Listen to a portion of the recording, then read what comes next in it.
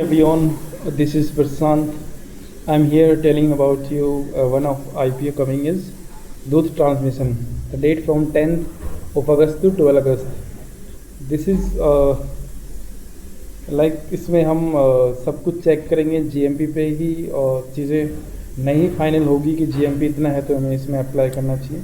But इसमें काफ़ी सारे रीजंस हैं जो अच्छे पॉजिटिव्स हैं जिसमें हमें इसके अंदर करना चाहिए। जैसे कि हम इसमें चेक करेंगे कंपनी क्या करती है, आईपीओ कितने का है, कंपनी की सेल्स ऑफ प्रॉफिट कितना बड़ा है, कैसे क्या वैल्यूएशन रीजनेबल है या एक्सपेंसिव है, आईपीओ का पैसा कंपनी कहाँ यूज़ करेगी, प्रमोटर्स को कितना जाएगा, कितना ऑफर फॉर सेल होगा, कंपनी के रिस्क क्या है, और सबसे इम्पोर्टेंट दूध ट्रांसमिशन आईपीओ में अप्लाई करना चाहिए या नहीं।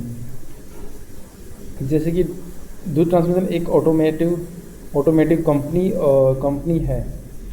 Company manually wiring, harness, sensor, controllers, switch जैसे ऑटोमेटिव इलेक्ट्रिकल्स और इलेक्ट्रॉनिक्स चीज़ें बनाती है। सबसे इंटरेस्टिंग है इसका 2 व्हीलर्स, 3 व्हीलर्स और इलेक्ट्रिक व्हीकल्स यानी ईवी सेगमेंट में ये मैन है इसका। कंपनी के 2 wheeler 3 wheelers wiring harness business में स्ट्रॉन्ग मार्केट पोजीशन है और ईवी में 2 वाट 2 वाट और 3 वाट के जो स्कूटर्स आते हैं इसमें कंपनी की जो वायरिंग जो होते हैं इंटरनली वो बनाती है। इसमें 70% मार्केट कंपनी का है इसके अंदर। आईपीओ की इम्पोर्टेंस क्या है, मतलब वाई द आईपीओ, क्यों लाया जा रहा है आईपीओ। जैसे कि 10 अगस्त से 12 अगस्त ये स्टार्ट होने वाला है। आज ऑलरेडी 11th हो चुका है, एक दिन हो चुका है, दूसरा दिन भी अभी जा चुका है, कल ही हमारे पास फाइनल दिन है। प्राइस बैंड इसमें 829 टू 871 पर शेयर रहता है। लोड साइज 17 शेयर, इसलिए ऊपर प्राइस बैंड पर एक लोट के लिए अप्रोक्सीमेटली आपको 17 शेयर मिलेंगे जो आपको 14,807 रुपीज़ का पड़ेगा। Total IPO size approximately 3,066 crore है। इसमें से फ्रेश इश्यू 1,400 करोड़ के रहेंगे और ऑफर फॉर सेल लगभग 1,666.89 करोड़ का है।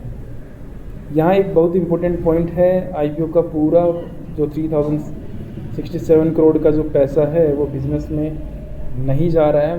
1,400 रुपीज़ करोड़ फ्रेश इशू से कंपनी को कैपिटल मिलेगा, लेकिन approximately 1,667 crore offer for sale है जिसका पैसा एग्जिस्टिंग शेयर होल्डर को मिलेगा, यानी कि जो भी उसमें प्रोमोटर्स थे पहले कंपनी उसको 1,667 करोड़ वापस दिए जाएंगे। कंपनी की अगर हम ग्रोथ की बात करें तो FY 2024 में 2,799 करोड़ था और 2025 में 3,445 करोड़ एंड FY 2026 में लगभग 4,525 करोड़ हो गया।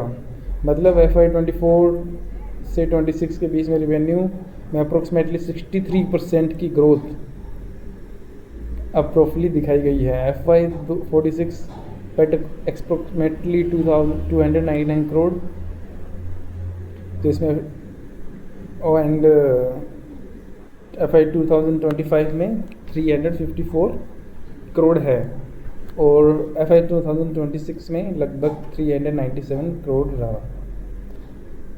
इसमें जैसे कि लगभग ये रिवेन्यू ग्रोथ काफ़ी स्ट्रॉन्ग है और प्रॉफिट भी कंटिन्यूसली ग्रो हुआ है। FY 2000 में EBITDA अप्रोक्सीमेटली 711 करोड़ का था और EBITDA मार्जिन करीब 15.7% रहा।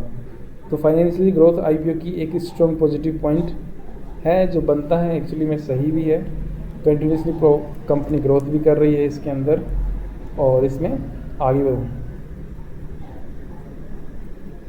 और ईवी में सबसे ज़्यादा स्ट्रॉन्ग कंपनी है जिसमें इसका काफ़ी अच्छा मार्केट ये कवर करती है वायरिंग एंड ऑटोमेशंस के अंदर। जैसे कि इसमें कंपनी के पास मल्टीपल मैन्युफैक्चरिंग फैसिलिटीज़ हैं और नए प्लांट्स भी इस्टेब्लिश किए जा रहे हैं। आईपीओ से आने वाले फ्रेश फ्रेश कैपिटल का एक इम्पोर्टेंट यूज डेप्ट रीपेमेंट और न्यू मैन्युफैक्चरिंग फैसिलिटीज़ के लिए किया जाएगा। मतलब जितना भी IPO का जो अमाउंट है उसमें कुछ अमाउंट ऑफर फॉर सेलर, कुछ शेयर होल्डर्स को दिया, कुछ अमाउंट कंपनी के लोन पे किया जाएगा। नए जो इसके मैन्युफैक्चरिंग प्लांट्स आ रहे हैं उसमें यूज़ किया जाएगा, जिससे कंपनी को लोन लेने की आवश्यकता नहीं होने वाली, जिससे कंपनी का इंटरेस्ट बचेगा और प्रॉफिट के अंदर ग्रोथ और भी हाई दिखेगी। अगर हम इसमें वैल्यूएशन चेक करें तो FY 2026 में अर्निंग को देखें तो IPO valuation regularly mid 30 share PE range में आती है, जैसे depending on the share count conversation used जो इसका होता है। एक गुड कंपनी है और रीजनेबल वैल्यूएशन है। डेब्ट भी ज़्यादा नहीं है कंपनी के अंदर, बहुत अच्छा है, डेब्ट ज़्यादा नहीं है और ये एक अच्छी बात है जो अच्छा पॉइंट ऑफ व्यू बताते हैं। बट इसमें जैसे कि हम बात करें कि इसमें रिस्क IPO में सबसे बड़ा रिस्क क्या है, इसमें अगर हम अप्लाई करें तो इसमें रिस्क जो हमें जानना होता है, automotive compensation companies often large OEM customers पर डिपेंड्स होती है। अगर किसी मेजर कस्टमर के ऑर्डर सिग्निफिकेंट रिड्यूस होते हैं तो कंपनी के पास सेल्स पर इम्पैक्ट आता है। जैसे कि मान लो कि कंपनी के मेन कस्टमर है जैसे कि TVS या फिर होंडा जो इलेक्ट्रिक आइटम बनाती है, या फिर टाटा, इनमें से कोई भी एक कंपनी साइड में हटती है तो इससे कंपनी की ग्रोथ एंड प्रॉफिट पे असर पड़ता है। ये IPO की कुछ अच्छी बातें थी। एंड GMP का एक्चुअली जो कंफर्म तो नहीं होता है, बट करंट रिपोर्ट के अकॉर्डिंग GMP इसका पर शेयर 259 रुपीज़ प्लस दिखा रहा है, यानी कि अगर आप इसका बाइंग प्राइस 871 में 259 होता दिख रहा है, जो आपको जैसे कि शेयर 871 में मिल रहा है तो आप 1130 रुपीज़ समथिंग इसका ओपनिंग हो सकता है शेयर का, जो एक अच्छी पॉजिटिव वे है जिसमें अप्लाई करने का कुछ बनता है। Thank you so much. मैं अप्लाई कर रहा हूँ इसमें, बाकी इसमें मैं किसी को बाय इन्वेस्ट करने की सलाह नहीं देता हूँ इसके अंदर। इसमें आप अपना डिसीजन खुद लें और मैं कोई सेबी रजिस्टर्ड नहीं हूँ। Thank you.